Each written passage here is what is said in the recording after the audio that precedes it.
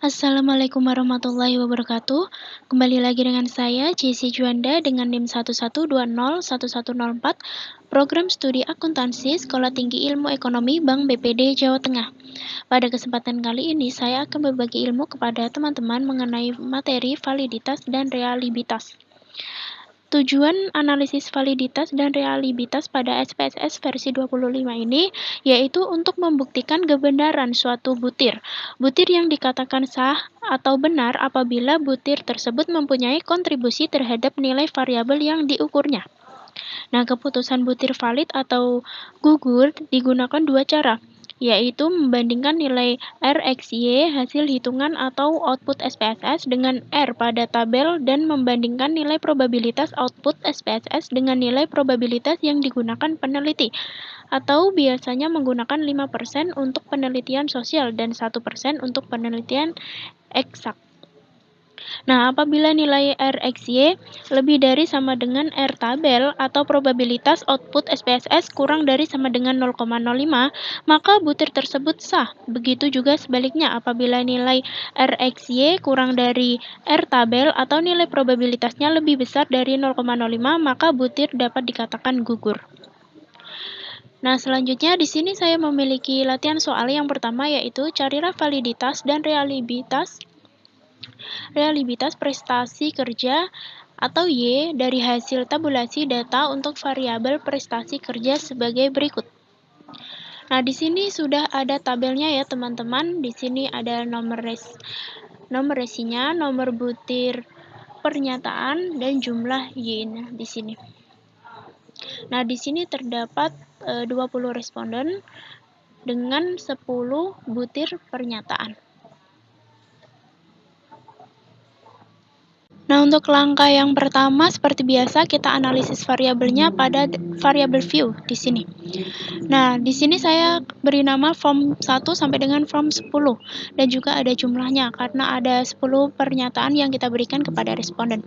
Lalu untuk type, width, decimal, dan sebagainya, kita bisa lihat seperti ini ya, teman-teman. Nah, lalu selanjutnya kita input data pada data view di sini. Nah, di sini saya sudah input sebelumnya. Nah, ini caranya mudah, kita tinggal copy paste saja pada tabel sebelumnya. Nah, jika tidak bisa di copy paste, kita ketik manual ya, teman-teman, di sini. Lalu selanjutnya kita analisis validitasnya. Yang pertama, kita klik analyze, lalu pilih correlate, pilih bivariate ini. Nah, lalu kita pindahkan variabel-variabel ini pada kotak variabel di sini ya. Nah, ini kita pindahkan ini sampai selesai ya, teman-teman, sampai jumlahnya di sini kita pindahkan. Nah, seperti ini, teman-teman. Lalu kita pilih when tile di sini. Nah, selanjutnya kita klik OK. Nah, maka akan muncul output sebagai berikut.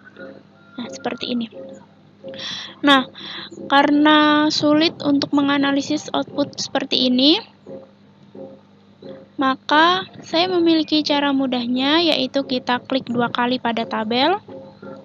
Nah, jika muncul seperti ini, kita klik pivot di sini, kita pilih pivoting trace. Nah, di sini kita bisa sesuaikan. Ini saya pindahkan statistik pada kolom. Nah, seperti ini.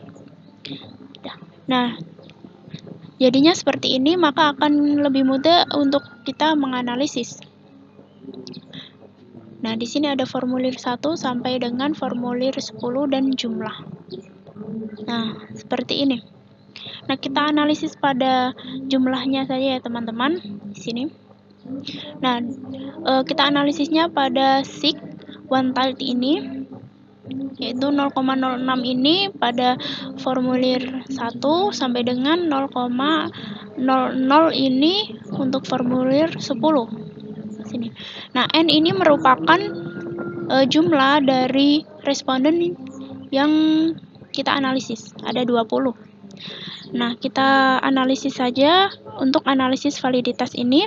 Untuk menganalisis uji validitas ini digunakan test of significance satu sisi atau one type. Dan dari hasil perhitungan tersebut, maka didapat interpretasi sebagai berikut. Yang pertama, probabilitas antara form atau butir 1 dan total butir adalah 0,006. Ini. Nah, 0,006 ini merupakan probabilitas antara form atau butir 1 dan total butir ya, teman-teman. Ini. Yang berarti P atau probabilitas kurang dari 0,05. Lalu yang kedua, probabilitas antara form atau butir 2 dan total butir adalah 0,001 di sini. Nah, yang berarti P kurang dari 0,05. Yang ketiga, probabilitas antara form atau butir 3 dan total butir adalah 0,003, yang berarti P kurang dari 0,05 di sini. Lalu yang keempat, probabilitas antara form atau butir 4 dan total butir adalah 0,004, yang berarti P kurang dari 0,05 di sini. Lalu yang kelima, probabilitas antara form atau butir 5 dan total butir adalah 0,000 di sini. Nah, yang berarti P kurang dari 0,05. Lalu yang keenam, probabilitas antara form atau butir 6 dan total butir adalah 0,001 di sini. Yang berarti P kurang dari 0,05. Lalu selanjutnya, probabilitas antara form atau butir 7 dan total butir adalah 0,002, yang berarti P kurang dari 0,05 di sini ya. Lalu selanjutnya, probabilitas antara form atau butir 8 dan total butir adalah 0,001 di sini, yang berarti P kurang dari 0,05. Lalu yang ke-9, probabilitas antara form atau butir 9 dan total butir adalah 0,014, yang berarti P kurang dari 0,05. Selanjutnya, probabilitas antara form atau butir ke-10 dan total butir adalah 0,000, yang berarti P kurang dari 0,05 di sini. Nah, untuk analisisnya, suatu pengukuran dinyatakan valid apabila memiliki korelasi yang signifikan. Dikatakan signifikan jika P kurang dari 0,05. Nah, dari interpretasi di atas, dapat disimpulkan bahwa butir 1 sampai 10 atau semua butir pertanyaan memiliki korelasi yang signifikan dengan total butir karena P kurang dari 0,05. Maka dapat disimpulkan bahwa butir pertanyaan 1 sampai 10 atau semua butir pertanyaan bisa dinyatakan valid. Nah, bisa dinyatakan valid karena di sini probabilitasnya dari formulir 1 sampai dengan formulir 10 ini kurang dari 0,05 ya, teman-teman. Nah, setelah kita analisis validitasnya, kemudian kita analisis reliabilitasnya ya, teman-teman. Di sini kita klik analyze, lalu pilih scale, pilih reliability analyze. Di sini kita pindahkan variabelnya pada kotak item. Seperti ini semuanya. Nah, seperti ini. Kita pindahkan semua. Seperti ini.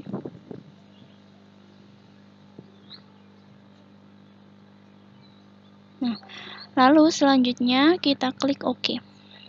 Nah, maka akan muncul output sebagai berikut, seperti ini. Nah, untuk analisis reliabilitas ini, bila koefisien reliabilitas telah dihitung, maka untuk menentukan keeratan hubungan bisa digunakan kriteria Wilford, yaitu kurang dari 0,20, yaitu merupakan hubungan yang sangat kecil dan bisa diabaikan.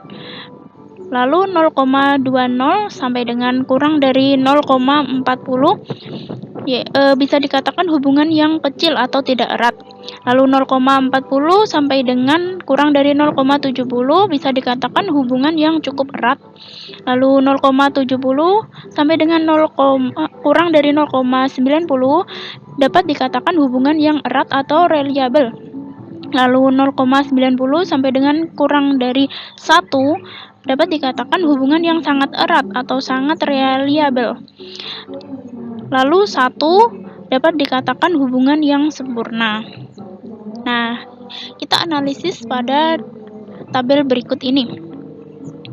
Analisisnya yaitu responden yang diteliti pada uji coba kuesioner berjumlah 20 atau N sama dengan 20 di sini. Dan semua data tidak ada yang exclude atau dikeluarkan dari analyze. Nah, di sini exclude-nya 0. Sini. Nilai alpha Cronbach adalah 0,753 di sini. Dengan jumlah pertanyaan 10 butir. Nah, di sini 11 karena ada jumlahnya ya, teman-teman. Untuk pertanyaannya ada 10. Lalu nilai R tabel untuk diuji dua sisi pada taraf kepercayaan 95% atau signifikansi 5% atau probabilitas 0, sama dengan 0,05 dapat dicari berdasarkan jumlah responden. Oleh karena nilai alpha Cronbach ini 0,753, maka kuesioner yang diuji memiliki tingkat reliabilitas yang cukup erat. Nah, ini terdapat pada kriteria 0,70 sampai dengan kurang dari 0,90, yaitu dapat dikatakan hubungan yang erat atau reliable. Untuk lebih jelasnya sebagai berikut.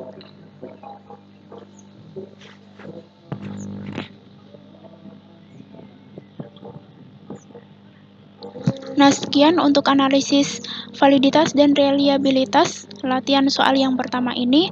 Selanjutnya saya akan melanjutkan untuk latihan soal yang kedua. Terima kasih atas perhatiannya. Wassalamualaikum warahmatullahi wabarakatuh.